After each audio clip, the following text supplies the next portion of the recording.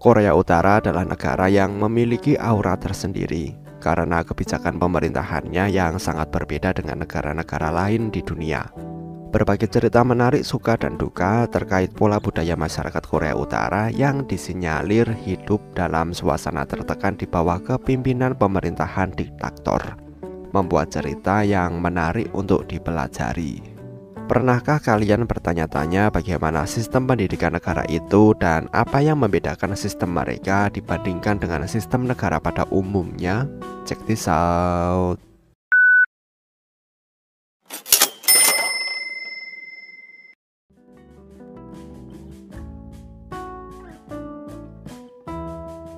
Sistem pendidikan Korea Utara diawasi melalui pasal 3 konstitusi negara mereka, membentuk visi negara, kebijakan, dan tujuan utama dalam sistem pendidikan. Bab 3 konstitusi Korea Utara memiliki 18 pasal yang berkaitan dengan pembentukan budaya dan sistem sosial mereka, menyentuh elemen-elemen penting seperti pola budaya, bahasa, cara hidup, kedokteran, dan lingkungan. Pasal 43 sampai pasal 49 menyinggung tentang politik dan tujuan negara dalam membicarakan hal-hal yang berkaitan dengan pendidikan nasional. Pasal 43 menyatakan jika sistem pendidikan Korea Utara bertujuan untuk menghasilkan masyarakat sosialis yang menganut semangat revolusi yang dicontohkan oleh kepimpinan negara. Sedangkan pasal 44 menjamin prioritas pemerintah akan diberikan kepada pendidikan publik. Pasal 45 mengamanatkan pendidikan universal selama 11 tahun untuk semua warga negara Korea Utara, termasuk 1 tahun pendidikan tinggi di bidang sains dan teknologi. Pasal 47 menjamin jika semua pendidikan pada tingkat dasar dan menengah adalah gratis, sedangkan beasiswa diberikan kepada pelajar tingkat perguruan tinggi. Pasal 49 menjamin jika semua biaya pendidikan pada tingkat TK atau PAUD menjadi tanggung jawab pemerintah. Pada tanggal 25 Desember tahun 2012, pemerintah Korea Utara mengumumkan perubahan kebijakan pada sistem pendidikan mereka, menambahkan 1 tahun wajib ke wajib 11 tahun pendidikan, membuat wajib belajar di sana menjadi 12 tahun. Dalam sistem baru ini, semua siswa yang telah melalui tahap prasekolah akan menempuh pendidikan dasar selama 5 tahun ketika berusia 7 sampai 11 tahun. 3 tahun sekolah menengah pertama dari usia 11 sampai 13 tahun. 3 tahun sekolah menengah atas ketika mereka berusia 14 sampai 16 tahun dan 4 sampai 6 tahun untuk kuliah.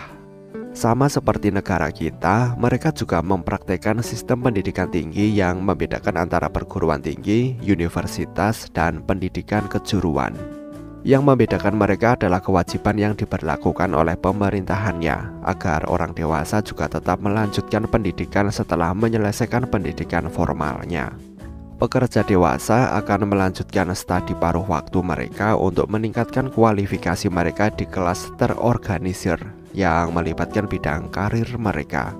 Ada sistem pendidikan tingkat tinggi yang diadakan di pabrik, peternakan, kantor komunikasi dan penyiaran, dan industri perikanan, melalui kelas paruh waktu bagi siswa dewasa untuk bergabung dalam meningkatkan keterampilan mereka. Semuanya terlihat indah dan terdengar seperti sistem di sana lebih baik daripada negara kita, benar kan? Karena upaya pemerintah Korea Utara yang ingin mempertahankan kekuasaan dan dinasti pemerintahan, langkah-langkah pendidikan di Korea Utara sendiri tidak dibentuk untuk mencerminkan visi itu. Sistem pendidikan mereka dirancang untuk menghasilkan siswa yang unggul dalam sains, matematika, dan keterampilan. Tetapi pada saat yang sama ditanamkan kesetiaan yang tidak tergoyahkan kepada garis keturunan keluarga Kim yang merupakan pendiri bangsa. 2 topik utama yang menjadi pendorong pembentukan ideologi dan tingkat loyalitas yang memperkuat cengkeraman keluarga Kim dilakukan melalui mata pelajaran sejarah dan filsafat.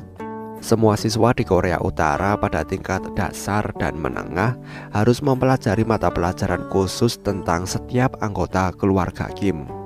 Misalnya, siswa sekolah dasar yang berusia 7-11 tahun akan diajarkan sejarah hidup dari Kim Il-sung, Kim Jong-il, dan istri dari Kim Il-sung yang bernama Kim Jong-suk ketika mereka tumbuh dewasa selama 3 tahun pendidikan.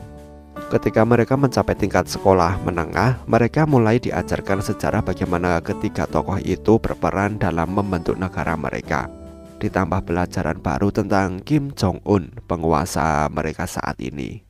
Semua mata pelajaran itu masih berlanjut sampai SMA. Setiap siswa di level ini akan menghabiskan 2-4 jam setiap minggunya untuk memahami seluk-beluk perjuangan dan ideologi dari Kim Il-sung, Kim Jong-il, Kim Jong-suk, dan Kim Jong-un.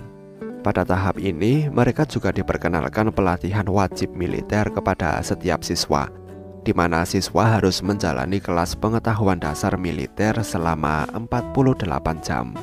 Konsep yang diajarkan dalam buku pelajaran mereka.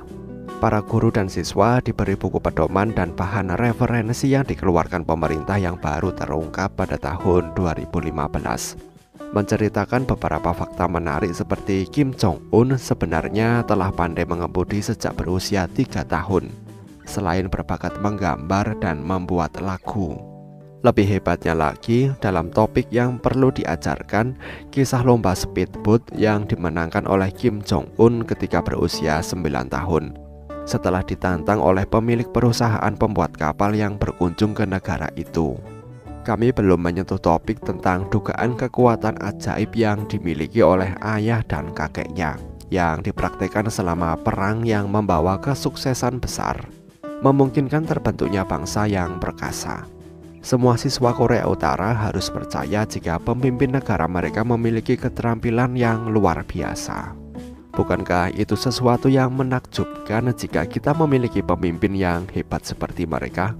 Bagaimana menurut kalian? Sampaikan pendapat kalian di kolom komentar. Terima kasih telah menonton video ini dan sampai jumpa di next video.